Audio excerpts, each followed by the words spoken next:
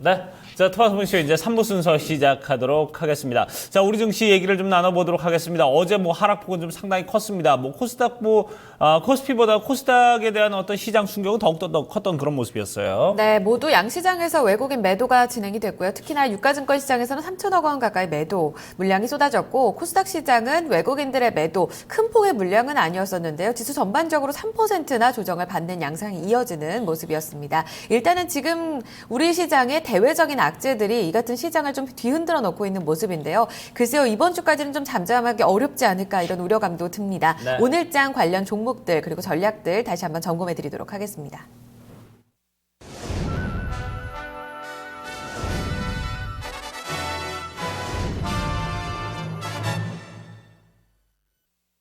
네, 국내시 체크인 메리츠증권 양태준 대리와 얘기를 나눠보도록 하겠습니다. 안녕하십니까? 네, 안녕하세요. 네, 자, 오늘 양태준 대리와 어떤 내용들 얘기를 나눠볼지 이슈부터 먼저 확인해 보도록 하죠. 네, 오늘의 이슈는 벗어나고 싶은 공포에 대해서 얘기를 좀 나눠보도록 하겠습니다. 네, 어제 그 상황 보면 진짜 도대체 언제쯤 벗어날 수 있을까 이런 두려움이 좀 상당히 앞서는 그런 모습이었습니다. 물론 전체적으로 뭐 장 전에 시장에 대한 예상은 좀 비관적이었습니다만 그래도 이렇게까지 빠질 줄은 몰랐습니다. 상당히 변동폭이 컸어요. 예, 우선 이제 내일 새벽이죠. 내일 새벽에 이제 금리에 대한 부분들이 아마 이제 확실시 이제 뭐 인상이냐에 대한 부분 나올 수 있는데 실질적으로 이제 개인적으로는 이제 빨리 이제 그런 인상에 대한 부분들이 빨리 발표가 된 다음에 어느 정도 좀 시장을 지켜봐야 되지 않을까 이렇게 보고 있고요. 네. 뭐 한편으로는 오히려 금리 인상 되면은 이제 시장과 예상과 반대로 이제 시장이 좀 더 좋은 방향으로 흘러가지 않을까라는 좀 기대감도 좀 갖고 있습니다. 그렇기 때문에 제가 이제 제목에도 말씀드렸듯이 빨리 이러한 공포에서 벗어나야지만이 새로운 국면을 갈 수 있다라고 말씀을 드리고 싶고요. 지금 현재 시장을 이끌고 있는 외국인 주체들이 계속 강한 매도세가 좀 지속이 되고 있고요. 아무래도 이제 유가에 대한 부분들도 이제 보고 있고, 이제 내일에 대한 부분들, 이제 금리에 대한 부분들도 이제 외국인들은 지켜보는 입장에서 실제 상당히 좀 보수적으로 이제 가고 있고, 신흥국에 대한 부분들보다는 안전자산 쪽으로 자금이 많이 쏠리면서 달러 강세가 좀 진행이 되고 있고요. 그렇기 때문에 오늘까지도 외국인은 좀 나갈 수가 있다. 변동성이 좀 크게 나올 수가 있는데 오히려 내일 금리 인상이 발표된 다음에는 이런 변동성 큰 것보다는 잔잔하게 좀 흘러가면서 좀 방향성이 좀 나오지 않을까 이렇게 보고 있습니다. 네, 오히려 그때 이제 변곡점을 이용해서 조금은 방향성 사진에 나설 것이다. 그러니까 지금은 어떻게든 견뎌야 되는 시점이다라고 이야기를 해주신 것 같은데 FOMC 회의에서 어떻게 보면은 우리가 생각했을 때 최악의 시나리오는 금리를 이제 올리지 않고 동결하는 경우가 아닐까 싶은데 이에 따른 뭐 시나리오별 좀 예상도 좀 해봐야 되지 않을까 싶어요. 오히려 지금 금리 인상을 하게 되면은 차라리 방향성이 잡히는데 동결을 하게 돼버리면 다시 한번 시장은 좀 혼돈이 올 수가 있거든요. 그렇죠. 그렇기 때문에 차라리 금리 인상을 하고 그 다음에 시장 상황을 봐야 될 것 같은데 개인적으로 이제 금리 인상이 되면은 이제는 시장에서 가지고 있는 가장 큰 불확실성이 이제 해소가 되는 시점입니다. 그렇기 때문에 오히려 외국인이라든지 기관 또 개인들도 모든 이제 투자 주체들이 방향성을 잡기 쉬운 그런 방향으로 좀 나올 수가 있고요. 전체적으로 지금 미국 같은 경우에는 지금 금리 인상을 한다고 해서 뭐 나쁜 부정적인 시각이 있는데 금리 인상을 하기 전에도 미국 전체적인 경기에 대한 펀더멘탈은 상당히 좀 좋아지고 있다. 그러니까 고용진표가 좋아지고 있다라는 부분들은 일자리가 창출되고 있기 때문에 전체적인 흐름이 좀 괜찮게 가고 있다라는 점이기 때문에 거의 약간 중장기적인 관점으로 주가의 방향은 상당히 좀 긍정적으로 빠르게 회복할 수가 있다. 그렇기 때문에 어느 정도는 지금 금리 인상에 대한 부분들을 다시 한번 재상승의 구간으로 좀 판단하시는 게 좋지 않을까 이렇게 보고 있습니다.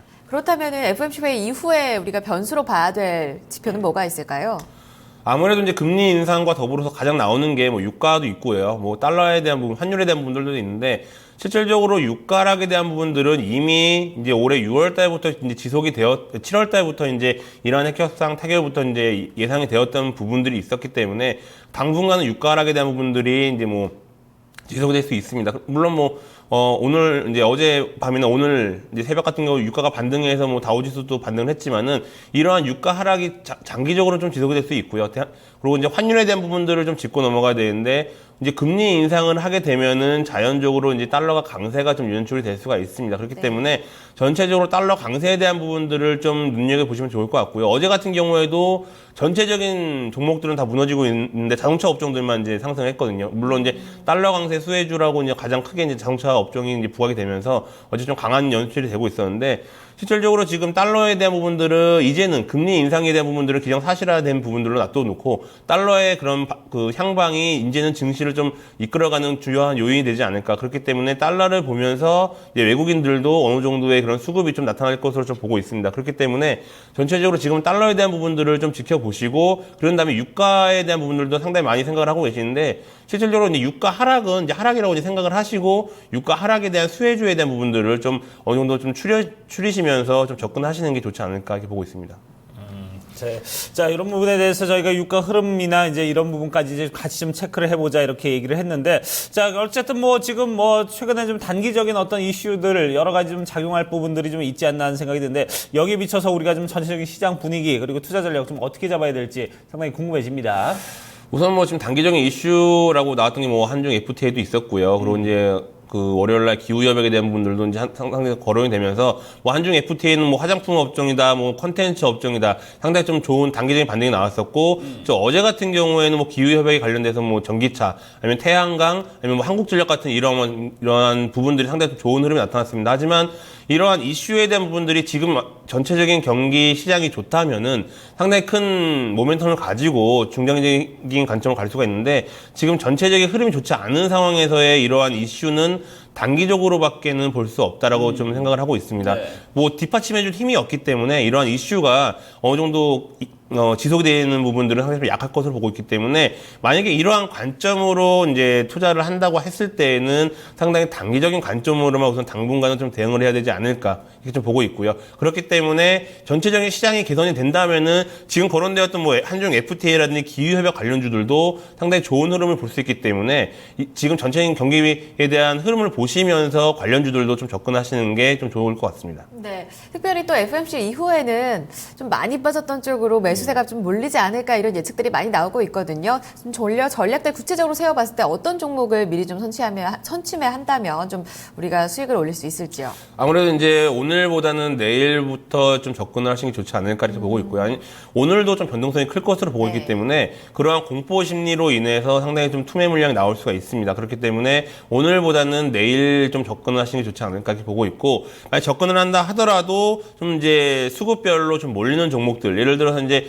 금리 인상이 확정이 된다면은 분명히 하락에 대한 부분은 나올 수 있지만 또 몰리는 종목들이 있습니다. 물론 아까 말씀드렸듯이 이제 그 달러에 대한 부분에 강세가 나타나면 자동차 업종도 나올 수가 있고요. 그리고 전체적인 뭐 전기차 관련주들도 이제 나올 수가 있는데 우선은 수급이 몰리는 종목들에 좀 접근을 하시는 게 좋으실 것 같습니다. 그리고 어느 정도의 그런 부분들이 이제 단기적인 반등, 특히 이제 낙폭이 그동안 종목들이 많이 나왔기 때문에 반등의 가능성이 충분히 높다라고 이제 말씀을 드리고 싶고요. 그리고 지금 12월 달 같은 경우는 이제 배당을 노린 단기 투자도 상당히 좀 가능하다라고 말씀을 드리고 싶은데 배당 수익이라든지 뭐 내년 수익이 뭐 상당히 좀 긍정적으로 점쳐진 종목들이 몇 종목 있습니다. 예를 들어서 뭐 SK텔레콤도 있고 현대차에 대한 부분들도 있고 이러한 종목들이 지금 상당히 낙폭에 대한 부분들이 좀 크게 나오고 있는데 이러한 종목들도 단기적인 모멘텀으로 작용할 수 있기 때문에 우선은 장기적인 관점보다는 단기적인 관점을 접근하시려면은 배당이라든지 내년 순이익이 좋을 종목들, 그렇기 때문에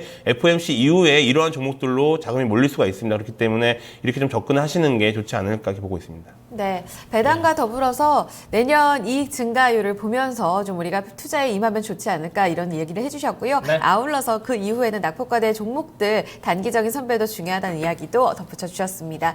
자, 계속해서 이번 주 변곡점을 향해 달려가고 있는데요. 이 관련 전략들 참고해 보시면서 오늘 장에 좀 도움 얻으셨으면 좋겠습니다. 말씀 여기까지 듣겠습니다. 메리츠송금증권 양태준 대리와 함께했습니다. 네. 감사합니다. 네, 감사합니다. 고맙습니다.